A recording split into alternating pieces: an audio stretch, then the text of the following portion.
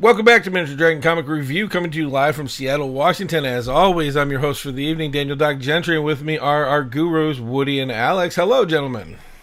Hello. Hello, Doc.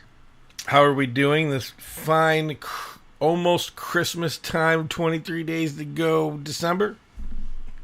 I'm doing good. We've been doing the Lego Advent calendar the last couple of days. Oh, Yeah. Lego Advent Calendar. It's well, this one's Star Wars themed. You open it up and it's got a Lego kit in it for each day. We have an Advent calendar my wife painted on wood that I put together, and it just counts down. But my favorite Advent calendar of all time somebody got me had like a new whiskey every day. There's an Advent calendar for beer. I know that's your favorite topic. Yeah. I know. I talk that amongst friends. We're not going to do that here where everybody can hear me. Yeah, okay. Are you guys okay, I'm going to admit I'm almost done shopping. I'm done shopping for my girlfriend. I got done with most people around June or July. I just have this weird thing. I want to wait. I like to see what's coming out, but I never want to get close to the whatever. For me, it's Christmas, but like anybody else's gift giving, and I try to do it traditionally for each person that I know, whatever they're going to. And my Viking ancestry wants me to tell you guys God Yule, which means Happy Christmas. So, Yeah, good Yule. Hey, we should review a book. We should, but usually I put a couple minutes at the top just to give us a little bit of a buffer. But thanks for crushing my hopes and dreams there. But yeah, we're gonna do the mini series Transformers Stormbringer 1 through 4. So why don't you give us a little background on that, Woody? Alrighty. Well, this what I wanted to do actually was for the month of December focus on reviewing some graphic novels as opposed to like new issues. Because there's a graphic novel for Christmas that I wanted to do called Klaus, which we'll get to in a few weeks. But it's a really fun retelling of Santa Claus's origin. This one, however, has been on my mind for a little while because it's a book that I really enjoyed, and it's also the Transformers comic book continuity is about to get rebooted. And I wanted to make a play for a particular guest who wrote what I think is the best Transformers comic book ever. And so I was wanted to look at a couple graphic novels that I thought were kind of important and relevant in that continuity before we brought him on board. And this one was basically when IDW first started their series, they started out with one that was like Transformers hiding on Earth, having like a new version of the war against Decepticons, and it got a little bit of flack because it had humans in it. And I think the Transformers are at their best when it's just the Transformers. And so this one was the response to that, where it basically showed what was happening, what's actually going on with their war and how their society is set up and kind of like establishing the universe. And it was before they had kind of like firmed up a few things, so there's a few continuity issues, but I thought it was a really fun story because you get to see characters being cool, doing cool things, and Optimus Prime gets to be awesome, and you get to see the new designs for like Megatron and various characters, and it's just it plays with the continuity in interesting ways and establishes kind of like a new status quo. So, anyways, what did you guys think? Why don't you jump in, Alex? I'm gonna save mine since we haven't talked about it at all. I get to surprise Woody. Okay. Ooh. Oh, you probably liked it. We'll see. So is art just like the last one we reviewed? I definitely like the style. I like the way that it's illustrated. I mean, it has an interesting part where, because I was a kid of 80s, 90s, I grew up with a lot of that, the parts of the Transformers. So it's like, oh, okay, just basic view. It's like, I knew who they were, in comparison to like, say, Bayformers, where like there's some characters where their redesign is so different or over the top, it's almost like a new character. Where, like I remember these action figures, to a certain extent. And granted, some of the names were kind of like, oh, okay, I've forgotten because it's just been that amount of time. But yeah, once again, as art-wise, I thought it had a really good look. Loved the way that it was colored, and the way that it was illustrated was quite amazing. As story went, I didn't feel too bad on like following it. I definitely feel that kind of needed the rest of the story to understand some aspects, but during part of the description, it tells you enough within this trade paperback. If this was like your first interactions with it, you get enough of like what's going on with Cybertron, what's going on with the rest of the universe, and whatnot. Yeah, it was meant to be the first introduction. Actually, that was the point. This is the beginning, and I realized I actually never said what the plot is, but the basic premise of the story is that unlike in our regular continuity in the cartoons that we're all familiar with from the 80s, the Transformers never slept for millions of years.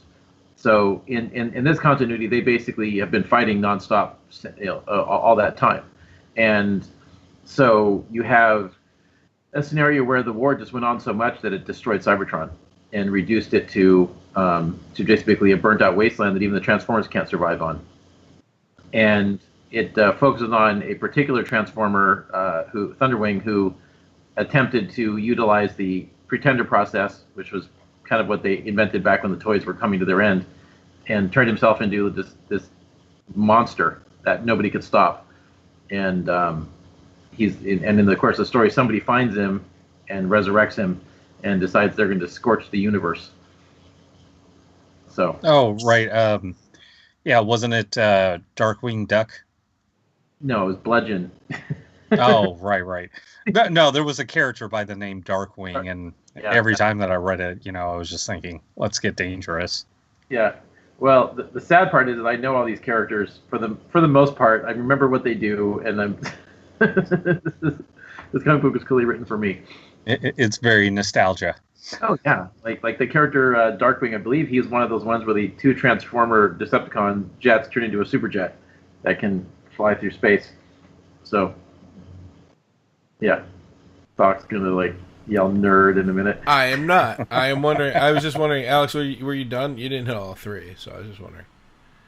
Oh, yeah, as lettering, I can't think of anything that really stuck out as horrible. Most of it I thought flowed really well, like nothing that I could see that made me confused of which character was talking. Only part of dialogue that I was kind of wondering about was would a society of sentient robots actually use the word life signs when a character was getting damaged and injured to the point of potential death? And, that kind of was one of those things of I paused the comic and kind of thought about it for a while and did some other stuff and then went back to the comic. But, it was just one of those things of it kind of threw me mentally speaking through a loop, because it was, they're not biological entities, but at the same time, they're sentient enough not to just be basic AIs. So, what kind of verbiage would they have? Would they talk about life signs or things of that nature? In this continuity, Transformers do have a soul. There is a god that gives them life, and a piece of that god's life force is handed out to them to animate their bodies. Mm. So there is a life force there, not just a machine. Well, that kind of goes into that interesting philosophy part of, is fire alive? It consumes, it needs oxygen, and... Huh. I mean, it's got a pretty short life cycle if it is. Yeah. Well, it comes down to what's the definition of life. Yeah. And I've heard that before. And it's when I went through schooling, a lot of my science classes, that was actually one of the good questions that we always had, and it was just telling us that when we do things, be honest with our observations and make sure that we're doing good science, because it will create other problems down the line if you just try to make something work. All right, so for me to get into it, let's start off with lettering. I thought lettering was really well done. There's a lot of dialogue and a lot of stuff being written all over the place, and I did not lose my place. I knew what was going on. I knew who was saying what. In all the lettering, very clear, very easy to write. Again, they weren't trying to reinvent the wheel, and always that impresses me. And there was still some stuff like where they had to get a little unique about doing radio, people talking, and then like the narrative dialogue. And I think it was really well done. So I'm going to start off with a good thing. The second part is I'll use a story. And especially now that you said this is like the first introduction thing, I couldn't follow along. I didn't even know what was going on until the second book. I really, or the second chapter, whatever. In ours, it was the second book, but I was so lost. I couldn't even tell you what was going on in the first, and then halfway through the second, and then I finally thought I figured it out, and I'm only giving it some credit. It really wasn't until the third book that I actually knew what was going on. And it was super hard to follow the story with that. But again, I don't know about this. I wasn't reading Transformer comic books right off of that. My only introduction to them was, again, the toys and the cartoon, and then later on the movies. And like I said, it was really weird. It was also very hard for me to just see the difference that was going on. And I'll tell you what, I didn't really feel like there was a fight going on with this. I felt like this was a whole nother story into a whole nother universe, and almost looked like everybody was working together kind of thing. Until later on, and then I figured kind of what was going on and exactly why they were working together and what was happening. The art in this, though, is really, really awesome. And I mean, outside the cartoon, the movies, all the other things, the art style here was neat, and I just want to give props to the shading and shadowing. So many times people try to do that and they get it wrong. And this was really well done. I could tell you which direction the light was all the time. I never felt lost with that. I could see the story as it was. Little details that you know about Transformers was very on task, and there was little extra details that was put into it. I'm very happy about that. They really do look war-torn. They don't look perfect. They don't look pristine. I thought the art was gorgeous in this book. Again, my only downfall of the whole thing was the story itself, and I was kind of hoping to be like, oh, I could have had a hard time following down the story, but I didn't read, these books from before, and then Woody introduced us to, well, this is kind of the first set in this. Yeah. And that's where I am. Yeah. There was one other graphic novel they did, which came right before it, but this was intended to be a standalone book. The other book might have answered a couple things, but nothing that was important to the story. And actually, because the only thing that really would have been explained in the other book was just the definition of siege mode, where the Decepticons had their 5 stages of infiltration in a society. But I think you pretty much got what siege mode meant, in this book. Like they're basically ready to fuck somebody up. And I dropped the F-bomb. Yeah. Okay, anyways. Childs. My thing with the whole thing is I usually I want to read forward, even if I don't enjoy a comic book. I want to go forward and see, and it always makes me want to know the end. Literally about 1.5 books into reading this, I didn't want to keep going. The only reason I continued was because I knew we were going to talk about it on the show, and the last time I didn't read all the way through on a book, I was lost all the way through the show. And that's just me. It's my personal thing. And I love Transformers. But again, my Transformers were the really... And by the way, kids today, you don't understand this. The really complex toys when they first came out of transforming them from a robot back to the truck, they did not make it easy. You needed a guidebook. It was kind of... I don't want to talk about it. Well, there are some things about this that I really love. Just aside from just the fact that, obviously that I was able to handle the story fine because this book, clearly meant for someone like me. But I mean, like, you're not wrong in that the story itself, I think, could have been a bit more concise. Like, I knew what was going on, so I could follow it, but it wasn't like it was written a little obtuse. You know, it's definitely a book where you probably need to have the wiki open to to look up what a couple of things are as you're reading it. You know, but like another thing is, it always amazes me when an artist can draw a robot like this, because this isn't like drawing a person. Like most artists can draw anatomy pretty well. Like you can look at a muscle magazine or look at how to draw comic books, and they have all these guides on how to draw human anatomy. But to draw these machines and to be able to envision, like, okay, well, this thing has to dip in here a little bit. You have to conceptualize that at different angles. That's a whole next level of art, and not everybody can do that. And it always blows me away when I see these comic books and they have these artists able to draw these things, and not just draw them, but they can draw them on schedule, and just as fast as if they're doing people. And I think that's just extraordinary. I mean, like. So what was the turnaround on these? I didn't look at the date. How quickly did these come out? They were coming out monthly, but this one was a miniseries. So what they would do is, like, Dan Figueira was the main artist on most of the early Transformers comics, but occasionally they bring in a fill-in, But they eventually they started doing monthlies, and I think like the monthlies, they started 6 months early. The guy draws. It's going fine. Then you'll have a fill-in artist so the guy can get caught up. So I think these guys can probably takes like 40 days to finish an issue or so, but some guys are faster. I'm only wondering because one of the good things about this when I was reading it was the art. And another thing too, and I don't know who this goes on. I meant to ask you, and I don't know. I forgot. So in most comic books like this, even the last Transformers one that we did, when there was a battle, I don't know if it was the lettering or the art, but I could hear the battle happening. You know what I mean? Yeah. Like, I didn't get the same from this one. It was like the voices were clearer in the battles than the battle itself was. I don't know. It's something weird, but I did notice it. Well, that's actually something for me that I was finding interesting, is that I'm going through the book, and it's like, what I loved the most about it was how creative the sound effects were. In fact, there were a couple examples of sound effects that I'm like, oh, I'm saving that one for later. Take a little screenshot, and I'm like, I want to refer back to that, because the creativity of how these guys do their sound effects.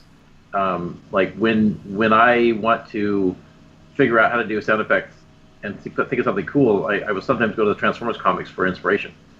And I'm not saying that. I hope that's not how it came off. It was that the battle itself seemed secondary to the dialogue that was happening, where most books you feel like the battle's going on with the dialogue that's happening during it. Yeah. And I didn't get that in this book, is what I'm trying to say. Yeah, I can kind of see that, because again, it was like it was written by Simon Furman, and the reason why they went to him is because he's often regarded as like the greatest Transformers writer ever. He was the best one they ever had in the UK. They brought him over to the United States to write the United States books, and he was writing the original Marvel series up until it got canceled, and not because he wasn't any good. And so, he's kind of been the go-to guy. But I think that, again, like, the story could have been a bit more tighter. I think it needed a better editing. I guess listening to what you're saying there, I probably like, well, they picked Simon Furman. He knows what he's doing, and they kind of gave him some free reign. And the book's fine if you're like a hardcore fan. And they wanted to satisfy the people, because previous to this, Dreamwave was doing a really cool series that got canceled because Dreamwave folded, and Simon Furman was writing those. And I think that they wanted was to bring in enough creative talent from the previous one that they would retain the fan base from the previous series. And that may have been a lot of it, give the guy a little bit more creative freedom, see what he does. But yeah, they really could. The story really did, I think, needed to be tightened up a little bit. Well, and that's where I kind of lost interest when I realized what was happening with the storm that was happening and other things, like especially like the one shot where you're in the lightning behind you, you see the image of the other Transformer, and I was like, that should have been more. I don't know. I should have felt that more. It should have been more boom-y to me. And it just didn't have that kick. Yeah, that needed to be a little bigger. There's another factor in this which interested me a lot in these early Transformers comics from IDW is that, and I'd love to see what you think of this, Alex. But they had a very creative mechanical design to the voices, where you felt like you were hearing a machine talk. And in the show, they always modulated the voice to make it sound very artificial. And one thing that I really appreciated that in the early run of these books, and then eventually they just dropped it, and the Transformers have the same word balloons everybody else did. And I thought that's kind of a missed opportunity, because I like it when you use the word balloon is used from a lettering standpoint to establish like there's something different about the voice. How like the evil supernatural creatures usually have black bubbles with white lettering, and sometimes you get like the wobbly effect around it to kind of get the idea the voices doing something funky. And like you have from other series like Marvel, you have the original intention of Deadpool having that yellow was he had a real gruff kind of voice, gravelly, and like having within part of the effects like a red bubble around to indicate like this is enraged or this is anger, or having the spikes come out to like also indicate rage. I saw a sample one time of the Human Torch where his word balloons were on fire. So like that was that was neat, and I think it's a cool point for art direction, but they it's something that they dropped eventually, and I feel like that's a bit of a missed opportunity, and I'm not sure why it would get dropped. It's certainly a lot more work to do it this way. How do you draw a word bubble or a speech bubble for David Kaye though? I mean,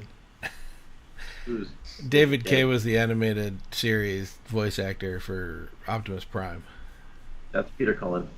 No, Peter Cullen was not the original one. Peter Cullen came after The Dark Knight. I only know this because I looked it up. Or The Last Cullen, Knight, I'm sorry. What was the original series? Peter Cullen did Transformers after The Last Knight, but David Kaye did Transformers the animated until The Last Knight. And then Gary Chalk is in there after the Cybertron series started. Okay, Peter Cullen was in the original series. Well, more importantly, they all sound the same. I like it. And by the way, it's very hard to get them apart, but how do you make a speech bubble for the Optimus Prime voice? Oh, you make it mechanical. You do. By the way, I think it would just be the face of Darth Vader all the way around. I'm just kidding. Has anyone seen a recent Winnie the Pooh cartoon? I have not. They got Peter Cullen to do Eeyore, so Eeyore just sounds like Optimus Prime. Oh no! I'm excited. Horrible.